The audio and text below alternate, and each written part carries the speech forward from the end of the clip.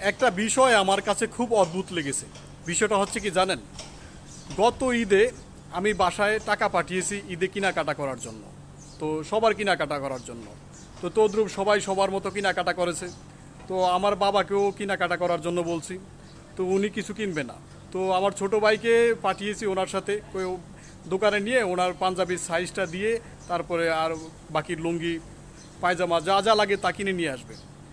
সে কী করলো, সে আমার ভাইয়ের সাথে বাজারে গেল, গিয়ে কিছু কেনাকাটা না করে আবার চলে আসলো। হ্যাঁ, তো এই ঈদও সেম, তার জন্য টাকা পাঠাইছে কিন্তু সে কিছু কিনবে না।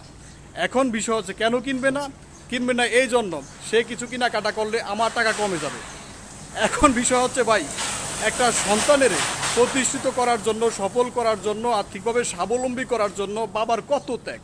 এখন তো 2 পয়সা উপার্জন করি, নিজে বাইরে থাকি, মোটামুটি মাসে 70-80 হাজার টাকা উপার্জন করি। তারপরও বাবা চাচ্ছে যে আমার টাকা হোক, আমার টাকা যাতে একটা টাকাও যাতে কোনোভাবে নষ্ট না হোক, আমার টাকা বাড়তে থাকুক। একটা সন্তানের জন্য বাবার এতটুকু ত্যাগ, এত ভালোবাসা, আসলে এটা পৃথিবীর ইতিহাসে বিরল। তো আমার এখান থেকে শিক্ষা নেওয়া উচিত। আসলে বাবা মারা আমাদেরকে কতটুকু ভালোবাসে, কতটুকু সাপোর্ট করে।